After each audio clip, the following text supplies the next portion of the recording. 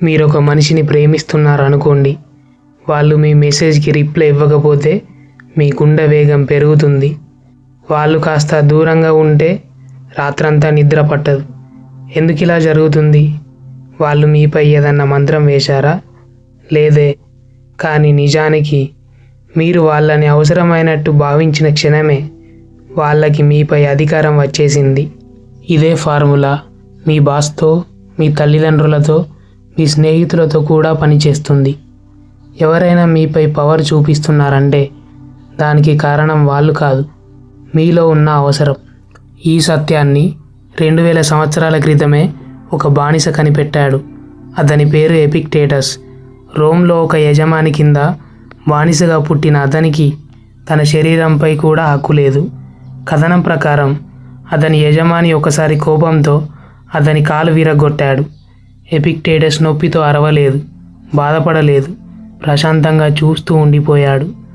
ఎందుకంటే అతనికి ఒక విషయం స్పష్టంగా తెలుసు. వాళ్ళు నా శరీరాన్ని బంధించగలరు, కానీ నా ఆలోచనని కాదు. తర్వాత స్వేచ్ఛ పొందిన ఎపిక్టేటస్ తన బోధనలో ఒకే ఒక్క మాట పదే పదే చెప్పేవాడు. నీ చేతిలో ఉన్నవి, నీ చేతిలో లేనివి అని 2 రకాల విషయాలుంటాయి. నీ ఆలోచన, నీ నిర్ణయం నీ చేతిలో ఉంటాయి. మిగతా మనుషులు, వాళ్ళ అభిప్రాయాలు, వాళ్ళ ప్రేమ ఇవేవి నీ చేతిలో లేవు.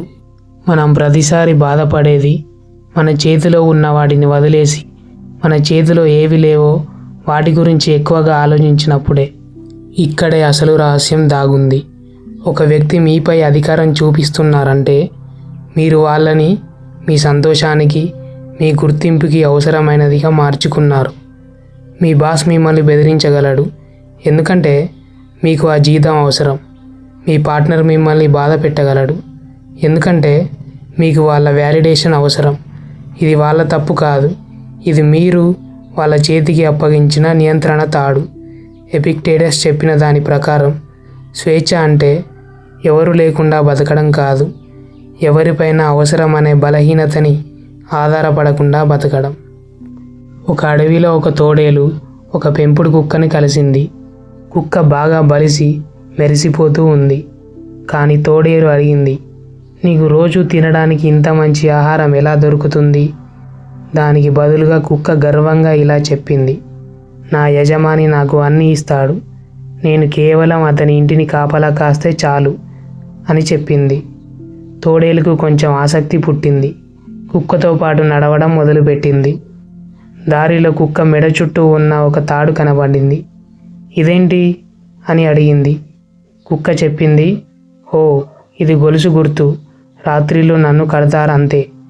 తోడేలు వెంటనే వెనక్కి తిరిగి అడవిలోకి నడిచింది. కుక్క అరిచింది. బదులుగా తోడేలును ఇలా అడిగింది, ఎందుకు వెళ్తున్నావని? ఇక్కడ తిండి ఉంది కదా, మరెందుకు వెళ్తున్నావని కుక్క తోడేలును అడిగింది. తోడేలు వెనక్కి తిరగకుండానే చెప్పేసింది. ఇలా చెప్పింది, ఆకలితో స్వేచ్ఛగా బతకడం కడుపు నిండా బానిసగా బతకడం కన్నా మేలని. ఆహారం విషయం అటుంచి తోడేలు స్వేచ్ఛ గురించి ఆలోచించింది. ఆ కుక్కల అలా కట్టివేయడం కన్నా స్వేచ్ఛగా బయట తిరగడం మేలని భావించింది. శక్తి అనేది ఎవరో ఒకరు మీపై ప్రయోగించేది కాదు, మీరు అవసరమనే గొలుసు రూపంలో వాళ్ళ చేతికి ఇచ్చేది. మీకు ఎవరు అవసరమో వాళ్ళే మీ యజమానులు. ఇది శత్రువుల విషయంలో మాత్రమే కాదు, మీరు అత్యంత ప్రేమించే వాళ్ళ విషయంలో కూడా ఇదే నిజం. ఎపిక్టేటస్ బోధించిన స్వేచ్ఛ ఎవరిని ద్వేషించడం కాదు, దేనిపైన అవసరమనే బలహీనతను పెంచుకోకుండా ఉండడం.